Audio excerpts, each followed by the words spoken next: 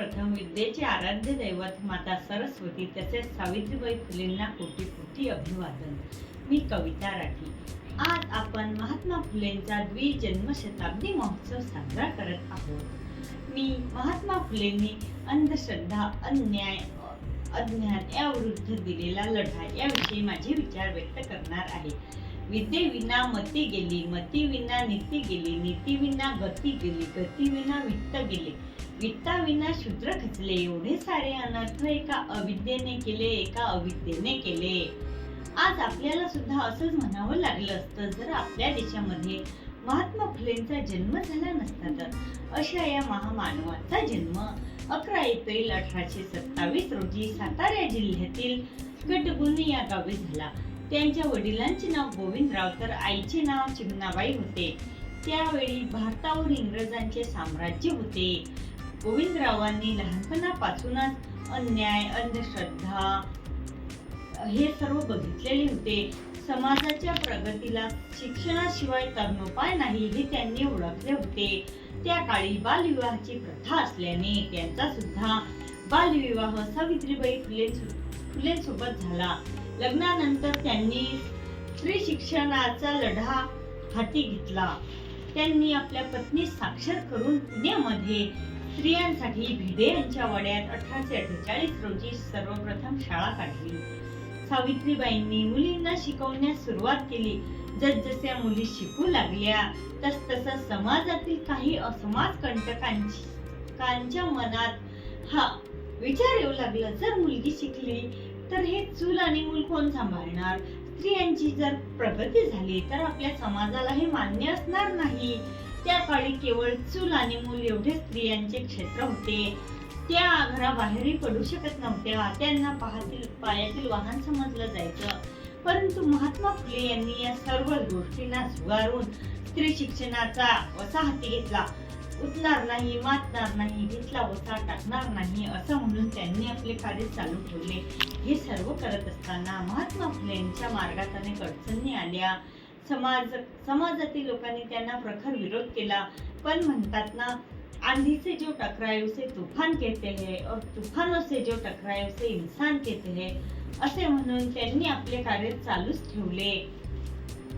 हे सर्व करत असताना त्यांच्या मनामध्ये आलं की जर अंधश्रद्धा जर समाप्त नाही झाली तर आपल्या समाजातील लोक याला बळी पडून आपला समाज अतिशय दुबळा होऊन जाईल। त्यामुळे त्यांनी आपल्या अस्पृश्य अशा समाजातील लोकांना आपल्या घरातील हौदावर पाणी भरण्यास मुभा दिली आणि आपण सर्व एकाच ईश्वराची लेकरे आहोत असे सर्वांना समजावून सांगितले। त्याचप्रमाणे त्यांनी अज्ञानाला, अत्याचाराला, अंधश्रद्धेला आणि होत असलेल्या अन्यायाला प्रखर विरोध करून जनतेच्या मनामध्ये शिक्षणाविषयी तसेच सर्व चांगल्या गोष्टींविषयी ज्योत पेटवली। त्याप्रमाणे त्यांनी एक मनात जिद्द बाळगली की मला हे सर्व करायचंच आहे। म्हणून त्यांनी म्हणतात ना, उडत्या पाखराला परतीची तमा नसावी, नजरेत सदा नवी दिशा असावी, घरट्याची काय आहे बांधता येईल केव्हाही, क्षितिजा पलीकडे झेप घेण्याची जिद्द असावी। ही जिद्द मनात बाळगून महात्मा फुलेंनी समाजाचा सर्वांगीण विकास करण्याचे आवाहन समाजातील लोकांना केले। त्याप्रमाणे हे करत असताना जितक्याही अडचणी आल्या त्यांना सामोरे जाऊन त्यांनी इंग्रज सरकार विरुद्ध बंड पुकारले। तसेच शेतकऱ्यांविरुद्धात होत असलेल्या सर्व शेतसारा, जास्त काम करून घेणे, कमी वेतन देणे ह्या सर्व गोष्टी त्यांनी झुगारून टाकल्या। गुलामगिरी आणि शेतकऱ्यांचा असूड या ग्रंथांमध्ये त्यांनी आपल्या व्यथा मांडल्या, शेतकऱ्यांच्या व्यथा मांडल्या। इंग्रज शासनासमोर ते डगमगले नाहीत, जराही झुकले नाहीत, कारण त्यांना माहित होते समाजातील लोकांना उपदेश करून हे सर्व ऐकणार नाहीत। परंतु आजही महात्मा फुले यांनी सांगितलेल्या मार्गाचा आपण जर अवलंब केला तर निश्चितच आपल्या समाजाचा सर्वांगीण विकास घडला जाईल। आजही आपण सुशिक्षित असूनही अंधश्रद्धेला कुठं ना कुठं बळी पडत आहोत। महात्मा फुलेंचे विचार आजही समाजात खोलवर पर्यंत रुजणे गरजेचे आहे असे मला वाटते। त्या काळी सुद्धा महात्मा फुले यांनी खरोखरच एक आदर्श समाज निर्माण व्हावा अशी अशी त्यांची महत्वाकांक्षा होती.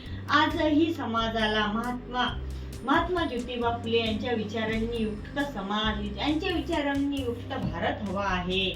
आजही कुठंतरी स्त्रियांना कमी लेखलं जात आहे, कुठंतरी तिचा छळ होतच आहे, कुठंतरी हुंडाबळी जातच आहे.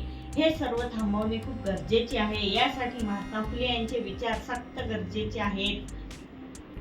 केशव पण विधवांची होणारी स्थिती बघून त्यांच्या मनामध्ये खूप प्रश्न येत होते. त्यामुळे त्यांनी यशवंत या विधवेच्या मुलाला दत्तक घेऊन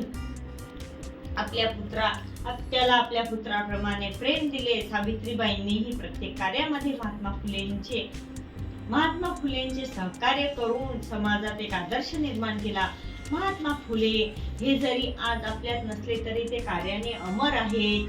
त्यांची ग्रंथरचना आजही प्रसिद्ध आहे. त्यांनी दिलेल्या मार्गांचा अवलंब केला तर निश्चितच आपला आदर्श समाज घडेल. प्रत्येक नागरिक जर सुजाण बनला, त्याचप्रमाणे महात्मा फुलेंनी सांगितलेल्या मार्गांचा अवलंब केला तर हीच त्यांच्या द्वी नाही तर त्रिशताब्दी पर्यंत हीच त्यांना खरी श्रद्धांजली ठरेल असं मला वाटते. असा हा क्रांती सूर्य जरी आपल्यातून निघून गेला, जरी हा मावळला, तरी ते आपल्या कार्याने अमर आहेत. म्हणतात ना, मनातील लिहिता यावं असं एखादं पेज असावं, सूर्यालाही लाजवेल असं आपलं तेज असावं. मरण्यासाठी काय तर सर्व चालेल, परंतु जगावं असं की मेल्यानंतरही आपलं नाव निघावं. अशा या महामानवास कोटी कोटी अभिवादन. विद्येचे आराध्य दैवत म्हणून महात्मा फुले यांचे जे नाव घेतले जाते ते खरोखर सार्थ आहे. मरावे परी कीर्ती रूपी उरावे. हेच महात्मा फुले यांच्या कार्याचे यश आहे. त्यांच्यासाठी कितीतरी आपण बोललो तरी आपले शब्द अपुरेच पडतील. अशा या महामानवास कोटी कोटी नमन. धन्यवाद. प्रेक्षक हो, तुम्हाला आमच्या स्पर्धकाचा व्हिडिओ नक्कीच आवडला असेल. आता या स्पर्धकाला जिंकवून देण्यासाठी तुम्ही सुद्धा मदत करू शकता. या स्पर्धकाचा व्हिडिओ लाईक करून, तसेच स्पर्धकाला प्रेरित करण्यासाठी त्या व्हिडिओवर कमेंट करून, आणि हो, जास्तीत जास्त लोकांपर्यंत हा व्हिडिओ शेअर करून, आणि हो, हा व्हिडिओ शेवटपर्यंत पाहिल्याबद्दल आपल्या सर्वांचे मनपूर्वक आभार.